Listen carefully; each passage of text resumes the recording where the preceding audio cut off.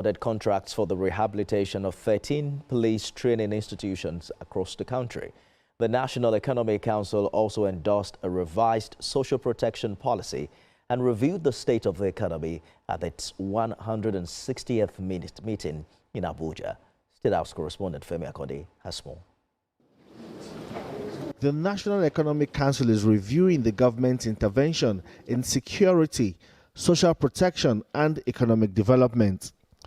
Ondo State Governor Lucky Aiyedatiwa says contracts have been awarded for the rehabilitation of 13 police training institutions ahead of the commencement of new police training programs. The Federal Ministry of Finance is expected to release the balance of the rehabilitation funds. Even though we are also looking at state policing, but there is a minimum standard that have been set below which any of our police officers will not go. So training is very, very important.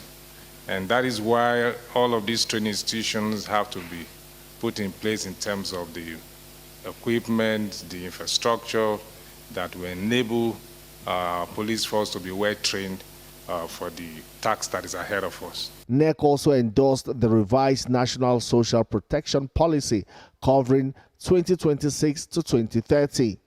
The policy is designed to improve the coordination, financing, and monitoring of social protection programs across the Federation. States have been urged to align their laws, budgets, and implementation plans with the national framework. In tandem with the 2026-2030 National Development Plan that is to create a $1 trillion economy and include everyone, the Council today considered the revised National Social Protection Policy.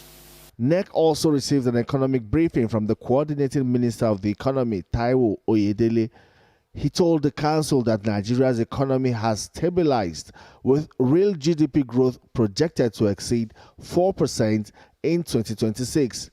He also reported improvements in external reserves, trade performance and debt service obligations, but warned against reversing ongoing reforms.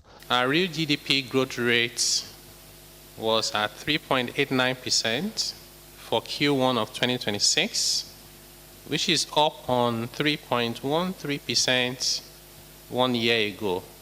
And it's projected that our GDP growth rate for 2026 would be over 4%, more than 4%. Vice President Kashim Shettima says economic statistics will have little meaning unless Nigerians experience improvements in their daily lives.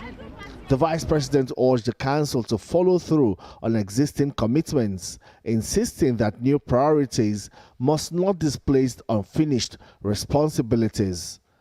Femi Akode, TVC News, Abuja.